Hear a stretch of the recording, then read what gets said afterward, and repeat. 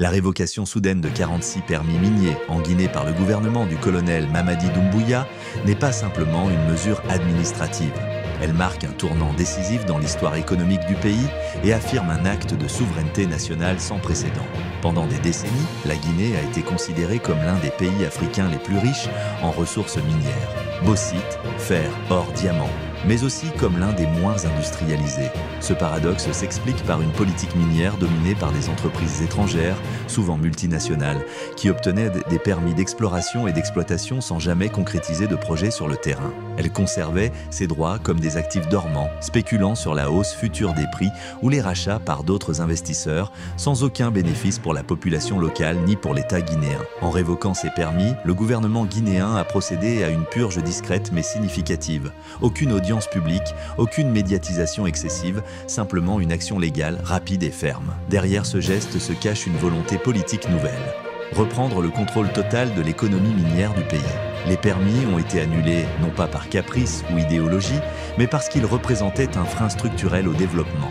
Des centaines de milliers d'hectares de terres riches en minerais étaient de gelée, monopolisées par des sociétés souvent inconnues du grand public, parfois sans véritable adresse physique, souvent non enregistrées localement. En les gardant inactifs, ces entités empêchaient toute autre entreprise sérieuse de venir investir et créer de la valeur. Cette décision est un message fort adressé à la communauté internationale. La Guinée ne veut plus être un simple territoire d'exploitation. Elle veut construire un avenir fondé sur la justice économique. En agissant ainsi, Doumbouya affirme une vision où les ressources nationales doivent d'abord profiter aux Guinéens. Il ne s'agit pas d'une fermeture aux investissements étrangers, mais d'une exigence nouvelle. Seuls les partenaires prêts à investir dans le développement réel du pays, à créer des emplois et à bâtir des infrastructures auront désormais leur place. Ce geste de réappropriation des richesses naturelles rappelle les grands moments de révolution économique ailleurs dans le monde quand des pays décident de sortir du cycle de dépendance et de s'émanciper de structures extractives héritées du passé. La Guinée, par cette décision historique, trace donc une nouvelle voie, celle d'un État qui assume pleinement sa souveraineté sur ses ressources et qui prend les moyens légaux et politiques de contrôler son propre destin économique. L'un des problèmes fondamentaux auxquels la Guinée a été confrontée depuis son indépendance est sa dépendance chronique au modèle d'extraction-exportation. Dans ce système, le pays extrait ses matières premières, comme la bauxite, l'or ou le fer, pour les vendre à bas prix sur les marchés internationaux, souvent à des entreprises étrangères qui les transforment ailleurs en produits à haute valeur ajoutée. Ainsi, l'aluminium utilisé dans les avions, les voitures ou même les emballages alimentaires provient de la bauxite guinéenne. Mais sa transformation, et donc sa véritable valeur, a lieu en dehors du continent africain. Ce modèle crée une forme de dépendance structurelle. La Guinée ne maîtrise ni la chaîne de valeur, ni les prix de ses propres ressources. Le colonel Doumbouya a clairement affirmé qu'il était temps d'en finir avec cette logique. Son gouvernement a mis en place une politique radicalement différente qui exige désormais des partenaires industriels qu'ils ne se contentent pas d'extraire des ressources, mais qu'ils les transforment sur place. Cela passe par la construction de raffineries d'alumine, d'usines de transformation, de fonderies, de corridors ferroviaires et de parcs industriels directement sur le territoire guinéen. Ce changement ne se limite pas à une volonté politique. Il est désormais inscrit dans les nouvelles conditions d'octroi des permis miniers. Toute entreprise souhaitant obtenir une concession doit fournir un plan industriel détaillé incluant la transformation locale avec un calendrier précis et des objectifs mesurables. Le non-respect de ces engagements entraînera la révocation des permis, non pas dans 20 ans mais dans quelques années à peine. Ce modèle représente une véritable révolution industrielle. Il vise à faire de la Guinée non seulement un acteur majeur dans l'extraction, mais aussi dans la transformation et la commercialisation de ses ressources. Cela implique une montée en compétences de la main-d'œuvre locale, le développement de centres de formation spécialisés et la création de milliers d'emplois qualifiés. Le gouvernement propose aussi des incitations concrètes, exonération fiscale, accès préférentiel au foncier et facilités douanières pour les entreprises qui acceptent de créer de la valeur sur place. Cette stratégie, à la fois rigoureuse et pragmatique, redonne à la Guinée le contrôle de son développement. Mais au-delà des aspects économiques, ce changement envoie un message fort au monde. La Guinée refuse désormais d'être une simple source de matières premières pour les puissances étrangères. Elle veut devenir un pays producteur, transformateur et acteur à part entière de la chaîne de valeur mondiale. En remontant cette chaîne, elle stabilise ses revenus, protège son économie contre les chocs des marchés mondiaux et construit une croissance fondée sur l'autonomie industrielle. Ce changement structurel est sans précédent dans l'histoire contemporaine du pays et pourrait bien en faire un modèle pour d'autres nations africaines. La réforme minière de la Guinée ne se limite pas à des décisions économiques internes. Elle reflète un réalignement géopolitique majeur, une rupture stratégique avec l'ordre mondial ancien, où l'Occident, à travers ses multinationales, ses banques et ses institutions, dominait l'accès aux ressources africaines. En imposant des règles strictes aux entreprises minières, en exigeant la transformation locale, la Guinée remet en cause un système établi de longue date. Et ce nouveau cadre ne plaît pas à tout le monde. Les anciennes puissances économiques, comme la France, le Canada, les États-Unis ou le Royaume-Uni, qui contrôlaient historiquement les grands contrats, expriment désormais leur mécontentement. Certains médias parlent de nationalisme économique, de insécurité juridique ou de dérive populiste. Mais la Guinée n'est pas isolée. Au contraire, elle anticipe et s'organise. Consciente que l'ancien modèle ne répond plus aux besoins de son développement, elle cherche désormais de nouveaux partenaires dans un monde multipolaire. La Chine, la Russie, la Turquie, les Émirats arabes unis, le Brésil et l'Inde deviennent des interlocuteurs privilégiés. Ces pays, qui n'imposent pas de conditions politiques ou idéologiques à leur coopération, sont vus comme des alternatives plus flexibles et respectueuses de la souveraineté africaine.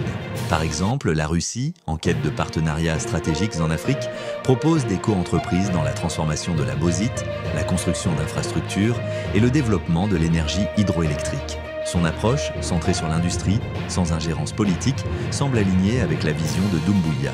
La Turquie, quant à elle, s'engage avec des solutions clés en main. Elle construit, équipe, forme les populations locales, tout en partageant les bénéfices. La Chine, déjà présente dans le secteur minier guinéen, adapte rapidement sa stratégie en intégrant des unités de transformation locale et en finançant des corridors ferroviaires ou des zones industrielles. Ce réalignement est donc plus qu'un simple changement de fournisseur. Il incarne une philosophie nouvelle. L'Afrique n'a plus besoin de partenaires dominants, mais d'alliés égaux. En diversifiant ses relations, la Guinée regagne un pouvoir de négociation considérable. Elle peut choisir ses partenaires, fixer ses conditions et ne plus dépendre de capitaux occidentaux qui, bien souvent, servaient davantage les intérêts de leurs investisseurs que ceux du pays hôte. Cette ouverture vers l'Est et le Sud global n'est pas sans conséquences. Elle annonce la fin d'un monopole historique. Elle dérange, elle suscite des menaces juridiques, diplomatiques, médiatiques. Mais elle reflète surtout un désir profond de liberté. Et c'est ce que Doumbouya semble avoir compris. Pour que la Guinée puisse contrôler ses ressources, elle doit aussi contrôler ses alliances. La Guinée n'agit pas seule dans cette transformation radicale.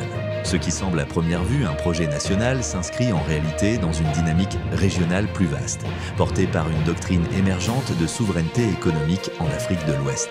Au cœur de cette doctrine se trouve une figure montante, le capitaine Ibrahim Traoré, dirigeant du Burkina Faso. En quelques mois, il a imposé une vision claire et audacieuse.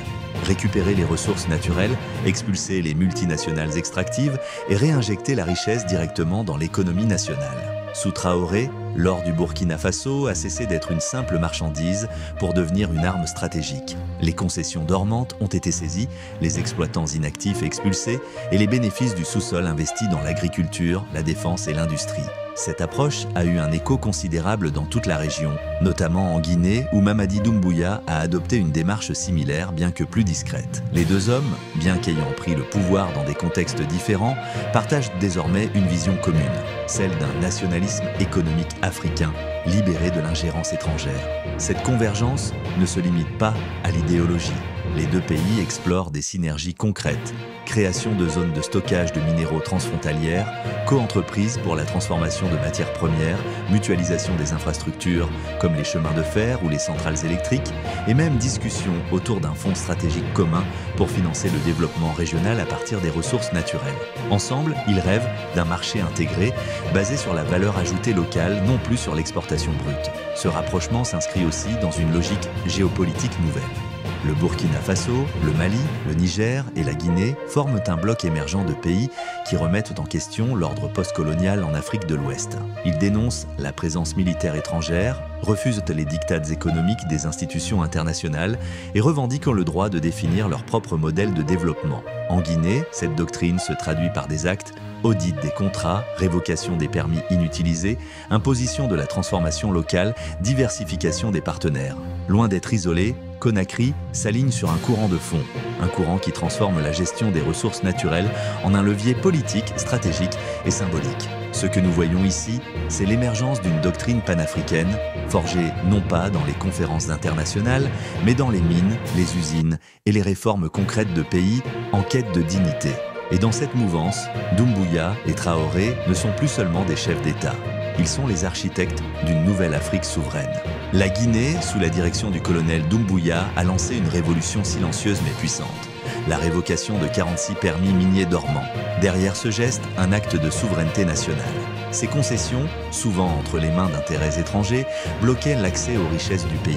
En les annulant, la Guinée affirme « Ces ressources ne sont plus à vendre par défaut, mais le pays va plus loin. Fini le modèle extraction-exportation.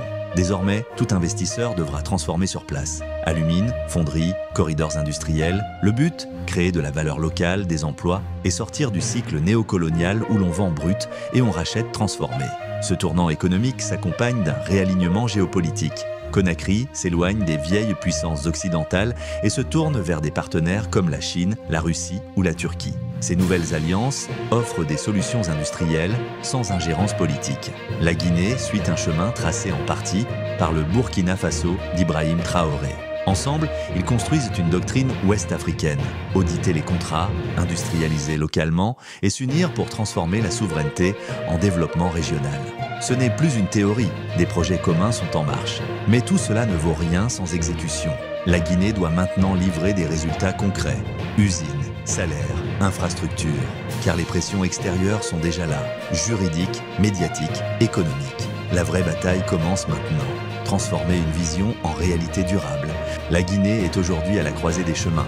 Elle a pris des décisions courageuses, posé des actes symboliques et stratégiques forts et affirmé une volonté claire, que ses ressources naturelles servent son peuple et non les intérêts étrangers. Mais l'avenir de cette révolution ne dépend pas uniquement de sa justesse morale ou de sa légitimité politique. Il dépend de son exécution concrète, de sa capacité à livrer des résultats. Si Doumbouya et son gouvernement parviennent à franchir cette étape cruciale, alors la Guinée ne changera pas seulement son propre destin. Elle pourrait bien devenir le modèle africain du XXIe siècle en matière de souveraineté, de développement et de résilience face au système mondial hérité du colonialisme.